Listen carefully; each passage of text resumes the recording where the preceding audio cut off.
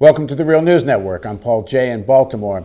President Obama spoke Thursday night to the Democratic Party convention. Jobs, of course, was at the center of the speech. He says the prescription he has, or the solution he has, will rely to a large extent on export, reviving American manufacturing and exporting those goods. Here's a little bit of what he had to say. We can help big factories and small businesses double their exports. And if we choose this path, we can create 1 million new manufacturing jobs in the next 4 years. You can make that happen.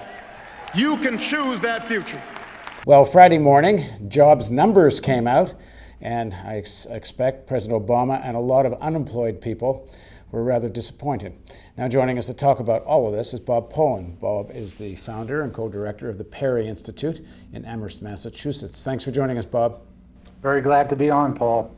So first of all, there's two ways to talk about President Obama and the Democratic Party. One's in relationship to the Republican Party, and then in relationship to whether those policies are actually going to be effective in solving the unemployment problem. So why don't we quickly talk about it in terms of relationship to the Republican Party, and then we can go and kind of dig into what the policies really mean.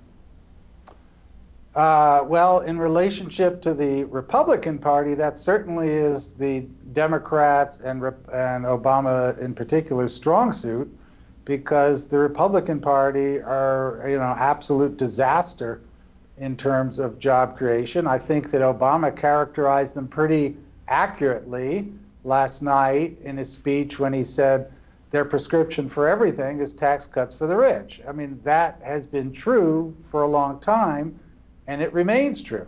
And despite the fact that there's no evidence that tax cuts for the rich are going to increase employment. I mean, as it is, the rich are getting richer. The rich are, over the recovery, the quote recovery since 2007, the rich have gotten over 90% of the income gains. That has not led to an overall recovery in employment.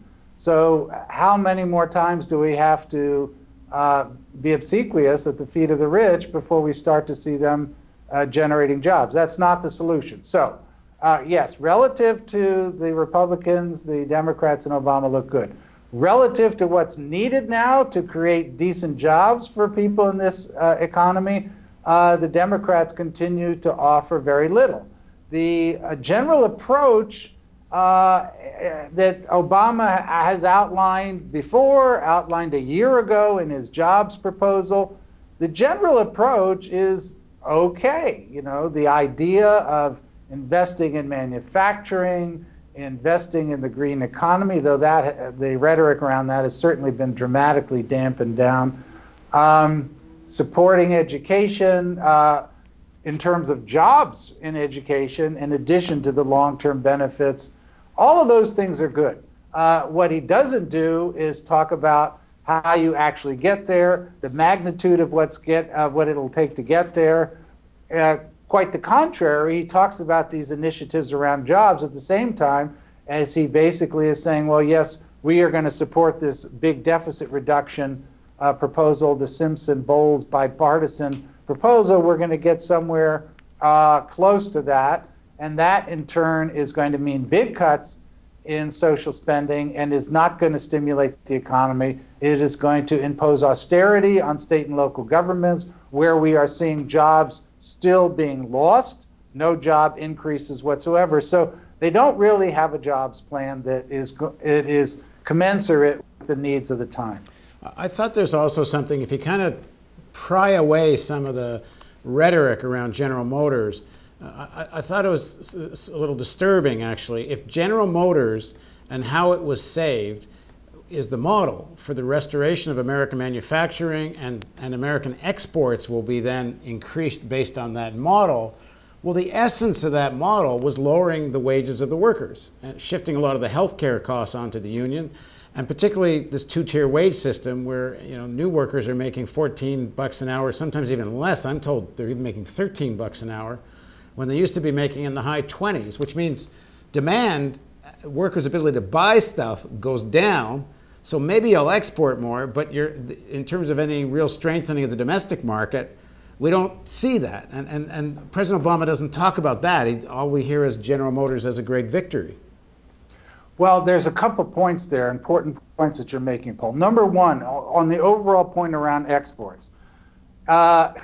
In order for us to export more, there have to be other countries that want to buy more. Now, who are those other countries going to be? Europe is in a total disaster, worse than the United States.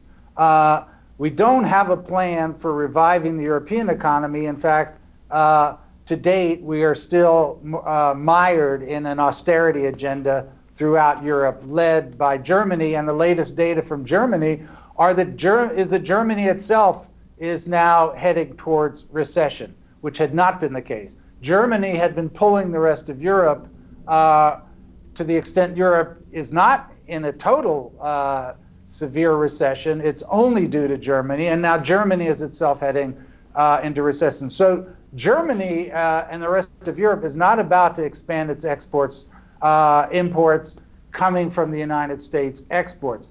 China, the Chinese economy is slowing down. The Indian economy is slowing down. So those are the three nodes of economic growth in the world economy that have been operating over the course of since the recession. Germany, China, India, they're all slowing down. The rest of Europe is in the tank. So I don't know where this demand for U.S. exports is going to come from, number one. Okay, on your point with respect to the auto industry, you're absolutely right.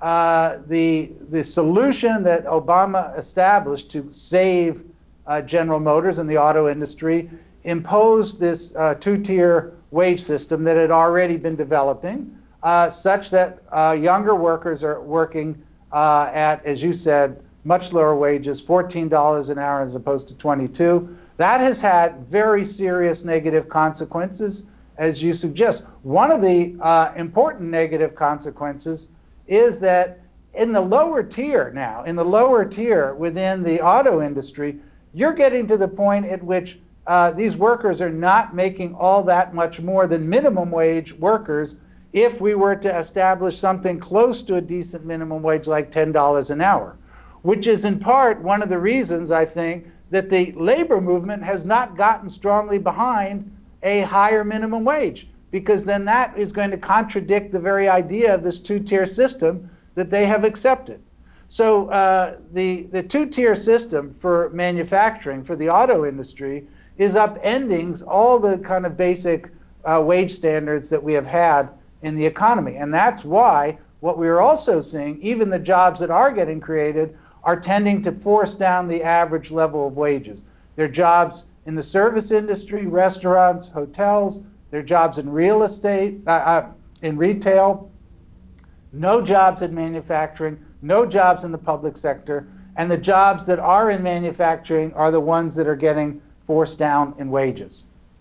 Now, in the speech, President Obama referenced Roosevelt and having sort of imaginative solutions, but Roosevelt created a big public works program financed by the government and not necessarily, and most of the, if I understand it correctly, not through the private sector, through the public sector directly. President Obama, since the beginning of his presidency, has been very wedded to the idea that everything more or less has to go through the private sector, and he still seems to be talking that way, even though the private sector on the whole doesn't want to make those kinds of investments.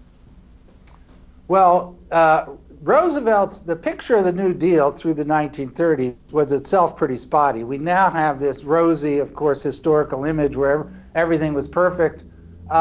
Roosevelt was sputtering along. I mean, we got some growth from 1933 when Roosevelt first came into 1937, but then in 1937 we then reverted to something like an austerity agenda in the United States under Roosevelt itself. It really, if truth be told, it really wasn't until the U.S. undertook massive levels of deficit spending in the 40s after Pearl Harbor, where deficit spending went up to about 25% of the economy, that we got out of the Depression for good, and the world got out of the Depression for good. I don't know that we would need to get to 25% of GDP in terms of government injection of spending, but we need something on a major order of magnitude of, number one, increased government spending to defend the social sector, state and local spending on health and education, and to put money into people's pockets. That is the way through which we then energize the small business sector, which is right now starved for credit and is not growing. So without that, we are not going to see anything like the kind of recovery that we think about in terms of the New Deal.